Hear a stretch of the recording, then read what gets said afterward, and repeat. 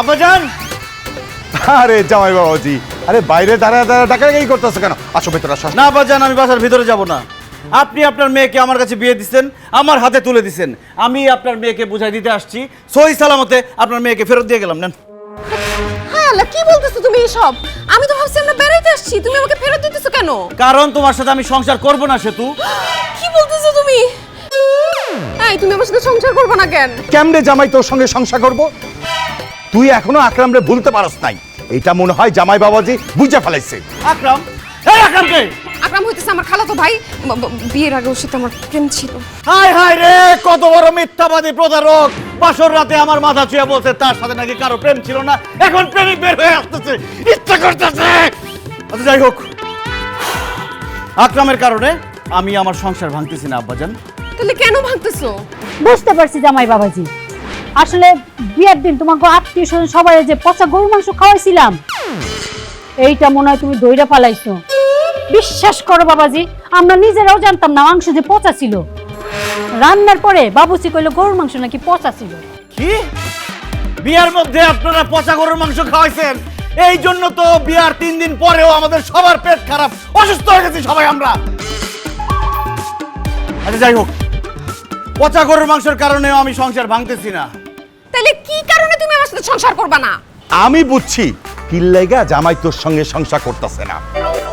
আরে বিয়ার সময় আমি কইছিলাম তুই অনার্স সেকেন্ড ইয়ারে পড়স, কিন্তু তুই যে ম্যাট্রিকে 3-3বার ফেল করছস, এইটা মনে হয় জামাই বাবাজিরে কেউ কুয়া ফেলাইছে, তাই না জামাই বাবাজি? কি? সে তো ম্যাট্রিকটাও পাস করতে পারে না, ম্যাট্রিক ফেল করছে। অথচ ঝগড়া লাগলে সে আমার যে বড় বড় কথা শোনায়। সে আমার বলে সে নাকি ক্লাসের ফার্স্ট গার্ল ছিল, তার ক্যারিয়ার নষ্ট হয়ে গেছে বিয়ের জন্য। বিয়ের জন্য সে পড়াশোনা করতে পারে নাই, ইচ্ছা করতেছে একদম ফেলটু বাচ্চা ফেলটু। আচ্ছা যাই হোক, আন্ডার ম্যাট্রিক হওয়ার কারণেও আমি সংসার ভাঙতেছি না আব্বাজান। ওরে বাবারে, তাইলে কারণটা কি? কারণ সংসার আমার ভাল লাগে না। সংসার আমার কাছে বিষের বড়ি মনে হয়। সংসারের কারণে আমার গলায় দড়ি দিতে ইচ্ছা করে। মামা বাড়ি আবদার পাইছো না? আমার জীবন যৌবন নষ্ট করে এখন তোমার সংসার করতে ইচ্ছা করছে না। তুমি সংসার করবা, তোমার বাপও সংসার করবে। আব্বাই করলে করতে পারে, কিন্তু আমি করবো না, কারণ সংসার আমার ভাল লাগে না। খবরদার জামাই, তুমি যদি আরেকবার বলো যে তুমি আমার মেয়ের সাথে সংসার করবে না, তাহলে কিন্তু তোমার বিরুদ্ধে আমি নারী নির্যাতনের মামলা দেব। নারী নির্যাতন মামলা কেন? নারী নির্যাতন, পুরুষ নির্যাতন, আরো কিছু নির্যাতনের মামলা দেন, তাও আমি সংসার করবো না, কারণ সংসার আমার ভাল লাগে না। তোমার সংসার ভালো না লাগলে তুমি আমার মেয়েরে বিয়ে করছিলা কেন? বিয়ে করে তো বুঝছি আম্মা যে সংসার করা কোনো সুস্থ মানুষের পক্ষে সম্ভব না। সংসার করতে হইলে হয় অসুস্থ হইতে হবে, মানসিকভাবে অসুস্থ, অথবা পাগল হইতে হবে, যেটা কোনোটাই আমার পক্ষে হওয়া সম্ভব না। তাই আমি সংসার করব না, সংসার আমার ভাল লাগে না। আমি স্বাধীন সুন্দর জীবন চাই। বললেই হইলো না সংসার করবা না? তোমার ঘরে যেহেতু আমি চাপছি, সংসার তোমাকে করতে হবে। আসো আসো। অসম্ভব, বাসায় যাব না, আমি সংসার করব না।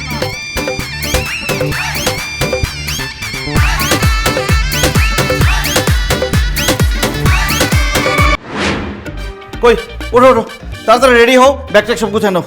কেন কক্সবাজার যাবি না বান্দরবন? কক্সবাজারও যাব না, বান্দরবানও যাব না, আমরা বৃদ্ধাশ্রমে যাব। কেন বৃদ্ধাশ্রমে যাবি কেন? তোমাকে আর মাকে বৃদ্ধাশ্রমে রেখে আসতে যাব। কি হায় হায়, এটা কি শুনলাম আমি?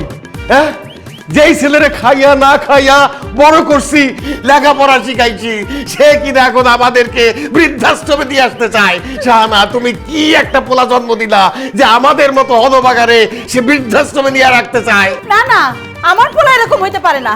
আমি সব বুঝতে পারছি, এগুলি সব ওই বৌমার ষড়যন্ত্র। বৌমা চায় না যে আমরা এই বাসায় থাকি, বুঝছো? এর জন্য আমার পোলারে কইছে আমাকে দুইজনে বৃদ্ধাশ্রমে দিয়ে আসছে। একদম ঠিক বলছো, আমারও মনে হইতেছে এটা বৌমার ষড়যন্ত্র। বৌমা, হাই বৌমা। আরে বৌমাকে ডেকে কি হবে? আর আমাকে আব্বা বলতে হবে না। তোমার আব্বা ডাকারে কি জিনিস সেই বুঝ আমার হয়ে গেছে। তুমি আমার ছেলেরে বলছো আমাদেরকে বৃদ্ধাশ্রমে দিয়ে আসতে, তাই না? ফালতু কথা বলবেন না আব্বা। আমি কেন বলবো আপনার ছেলেকে যে আপনাদের বৃদ্ধাশ্রমে দিয়ে আসতে? কারণ আমরা এখানে থাকলে তো তোমার খাওয়ান পরনে ভাগে কম পড়ে, আর আমার ছেলে আমাদেরকে যে একটু বেশি ভালোবাসে, এর জন্য তোমার হিংসা হয়। সেই জন্য তুমি ষড়যন্ত্র করে আমাদের দুইজনের বৃদ্ধাশ্রমে দিয়ে আসতে বলছো। আচ্ছা, আমি এখানে থাকলেও তো তার মানে আপনাদের ভাগে কম পড়ে যায়। আপনার ছেলে যে আমাকে ভালোবাসে সেটা আপনাদের সহ্য হয় না, এর জন্য আপনারা আপনার ছেলেকে বলছেন যে আমাকে যেন বাপের বাড়ি পাঠাতে। অসম্ভব, আমরা এই কথা বলি নাই। তুমি মিজানকে বলছো আমাদেরকে বৃদ্ধাশ্রমে দিয়ে আসতে। আমি বলি নাই, আপনারা বলছেন। আমরা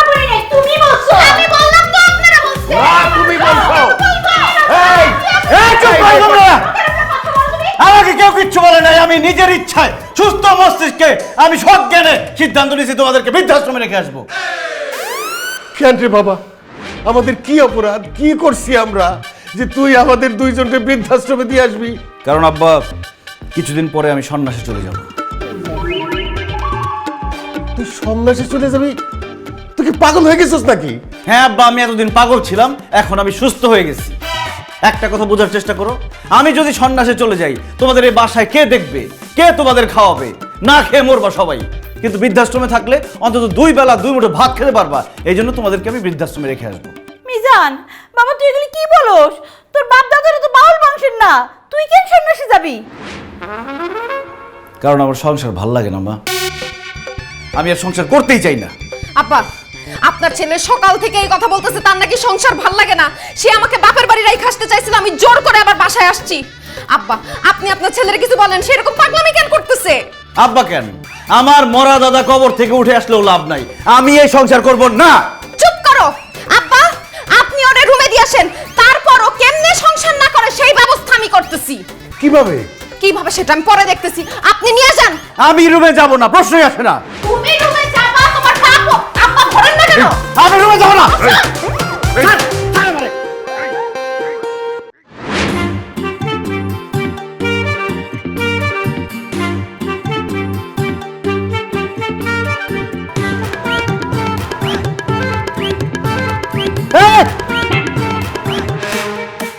কি ব্যাপার, তুমি আমার পাশ থেকে উঠে ওইখানে যে বসতেছো কেন? তোমার পাশে আমি কিভাবে ঘুমাবো? যেভাবে তুমি হাতের উপর হাত রাখতেছো, পায়ের উপর পা রাখতেছো, যে কোনো সময় তো আমি রোমান্টিক হয়ে যেতে পারি। আমরা স্বামী স্ত্রী, রোমান্টিক হলে সমস্যা কই? সমস্যা আছে, আমি রোমান্টিক হয়ে গেলে পরে যদি বাচ্চা হয়ে যায় তখন কি হবে? তখন আর কি হবে? তুমি বাবা হবা, আমি মা হব।